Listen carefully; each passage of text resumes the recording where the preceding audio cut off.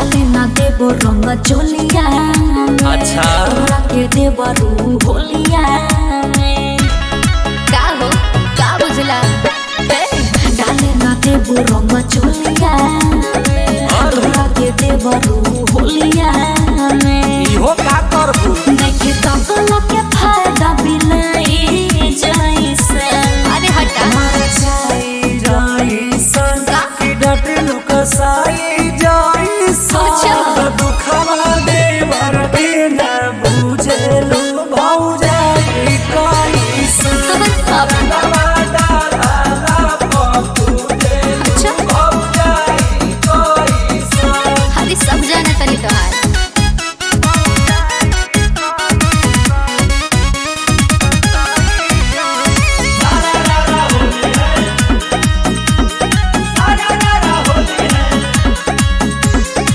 बड़ा जो करो जस होलिया बनैले मोटू पिचकारी हमरा पर मिलैले बड़ी ये देवरू तू बड़ा सतैले भोरही से भाड़ा आगे पाछे कैले का हो तहरा समझ में नहीं क्या का अरे ना हो चला हटा एहले तो निमन भैया रहते कुमारे अच्छा। होली में जाइती जा दोसरा हाँ दुआरे तो जाना। रंग पिचुकारी के आपन उतारे हाँ, इहो मस्त जाना। महीना मस्ती में गुजारे अरे बुझालू गलू गली ना चिल्लाइला से चाई जैसा का बुझला मारा जाई जाइसन बोला। की डटे लुकसाई जाइसन हाँ तो। दुखवा देवर के ना बुझलू भौजाई कैसन पीछे करिया देखी रूसेलू भौजाई कैसन अरे तोहर भौजाई बड़ी प्यारी बा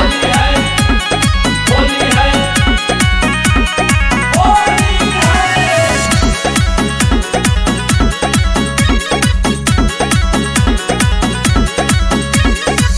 रंगव तोहार तंग करी हमके लागता डर अलग तो बड़ी गम के नाला के पानी में घोरले तू बाला ए देवरू एही से मन मोरा भन के कितना गंदा पड़े लोग बनजन हटाओ यहाँ से हमनी के साथे नहीं खुकरत निमान हो तोरा तारू भोला सुशील मनोज के मान हो रोशन बिहारी लैले रंग नंबर 1 हो गौरव के डालल भौजी परित पसंद हो अरे ना हो जनी चला बना चला नयापन भाई जैसन मन चाई जाइसन का हो? की डटे लुकसाई जाइसन आगे बोला। दुखवा देवर के ना बुझे अच्छा। भौजाई कैसन अच्छा आखी चुहानिया में घुसेलू भौजाई कैसन हाँ तो जाके देख ला कोनो दूसर भौजाई